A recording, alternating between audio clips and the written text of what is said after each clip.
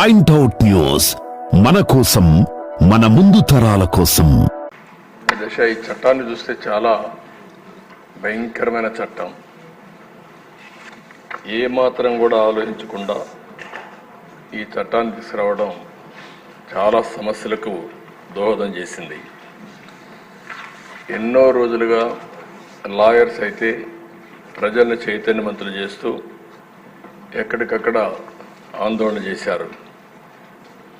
ఈ చట్టం కనుచుంటే పౌరుల ఆస్తి హక్కును మొత్తం మింగేసే పరిస్థితి వస్తుంది. ఇప్పటికే అధ్యక్ష రాష్ట్రంలో ఎప్పుడూ లేనంత ఈ భూ వివాదాలు పెరిగిపోయినాయి. చాలా దిక్కండి. ఇప్పుడు నా నియోజకవర్గం కుప్పం నియోజకవర్గంలో చూస్తే ఎప్పుడూ నాకు ఒక్క కంప్లైంట్ కూడా రాలేదు. 40 ఏళ్ళ నుంచి నేను అక్కడ సీఎంగా, ముఖ్యమంత్రిగా, ఎమ్మెల్యేగా, ప్రతిపక్ష నాయకుడిగా ఉన్నాను. ఈ 5 ఏళ్లలో జరిగిన అవకతవకలు ఆ నియోజకవర్గంలో ఎక్కువ కంప్లైంట్లు వచ్చేది భూ వివాదాలపైన వచ్చాయి. నేను చిన్న చిన్న మీటింగ్లు పెట్టుకొని మాట్లాడేటప్పుడు ఏదైతే 22A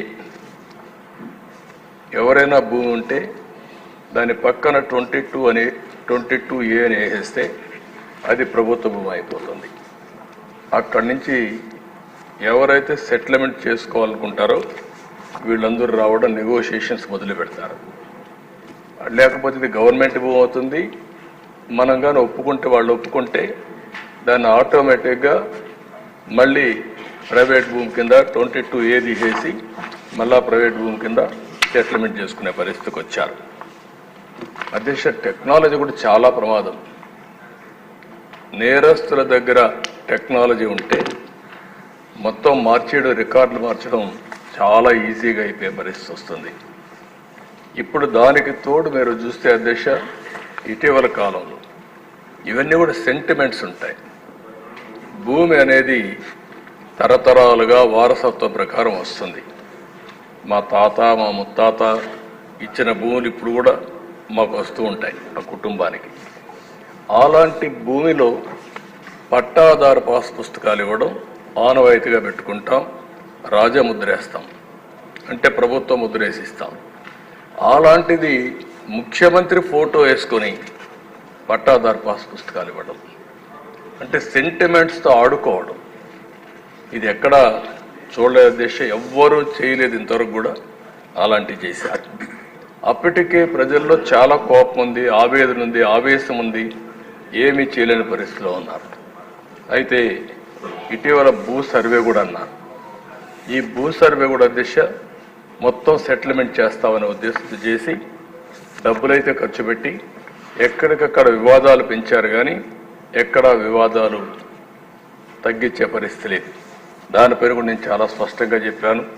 హోల్డ్ చేశాం, స్టే చేశాం. ఇవన్నీ క్షుణ్ణంగా స్టడీ చేసిన తర్వాతనే చేస్తామని చాలా స్పష్టంగా హామీ ఇచ్చాం.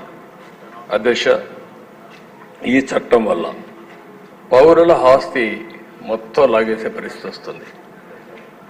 అంటే ఇంకా రాను ఇందులో మీరు చూస్తే అధ్యక్ష వెరీ ఇంట్రెస్టింగ్. నేను అన్ని మీటింగుల్లో మాట్లాడాను. కనీసం ఒక్క మాట మేము ఇది చెయ్యము, ఇది ఉద్దేశం లేదని ఒక్క మాట చెప్పలేదు.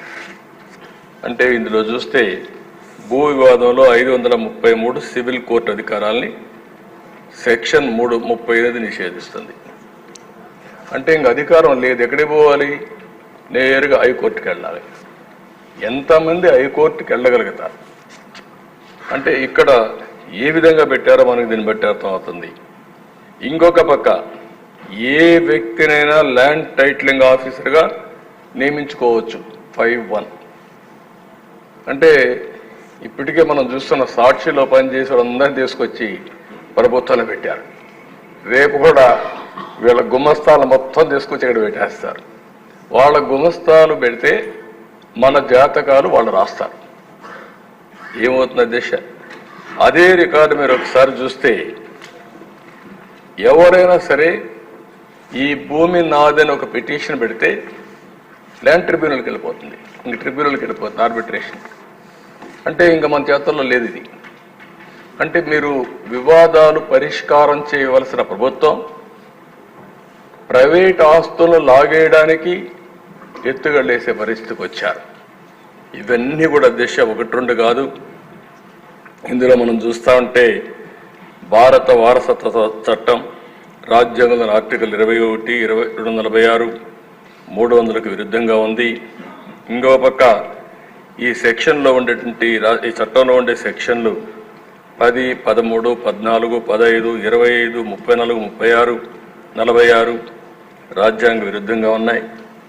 ఇవే కాకుండా ఈ చట్టాన్ని అమల్లోకి తెస్తూ జారీ చేసిన జీవో నెంబర్ 512